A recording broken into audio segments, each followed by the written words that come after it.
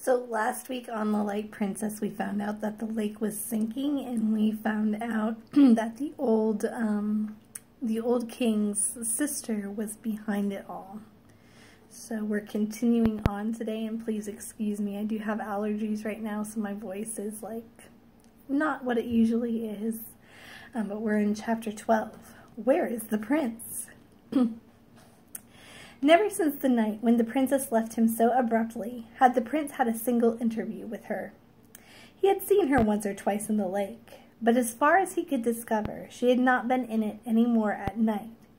He had sat and sung and looked in vain for his Nereid, while she, like a true Nereid, was wasting away with her lake, sinking as it sank, withering as it dried. When at length he discovered the change that was taking place in the level of the water, he was in great alarm and perplexity. He could not tell whether the lake was dying because the lady had forsaken it, or whether the lady would not come because the lake had begun to sink. But he resolved to know this much at least. He disguised himself, and, going to the palace, requested to see the Lord Chamberlain.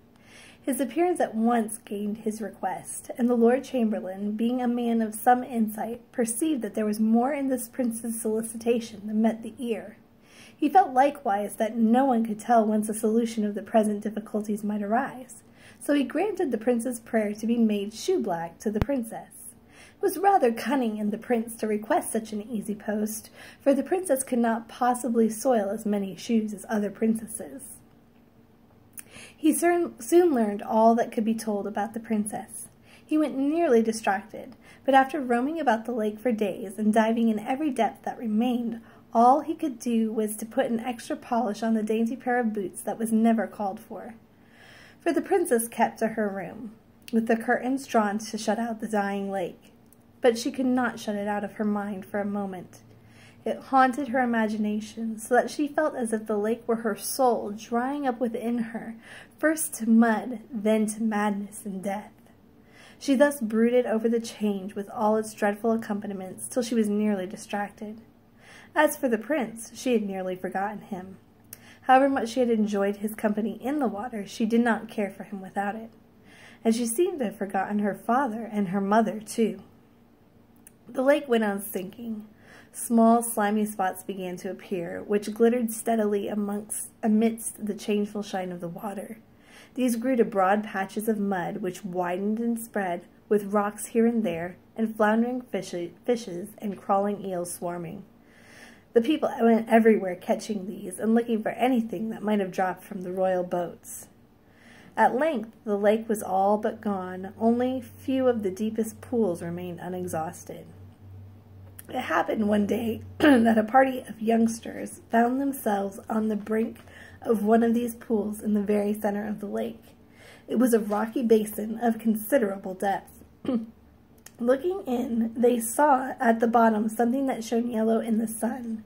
A little boy jumped in and dived for it. Excuse me one second.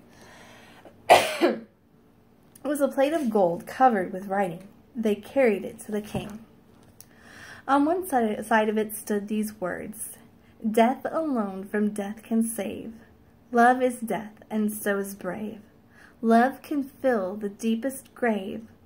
Love loves on beneath the wave." Now this was enigmatical enough to both the king and courtiers, but the reverse of this plate explained it a little. Its writing amounted to this: if the lake should disappear, they must find the hole through which the water ran. But it would be useless to try to stop it by any ordinary means. There was but one effectual mode. The body of a living man could alone staunch the flow. The man must give himself of his own will, and the lake must take his life as it filled. Otherwise, the offering would be of no avail. If the nation could not provide one hero, it was time it should perish. We'll be back next week.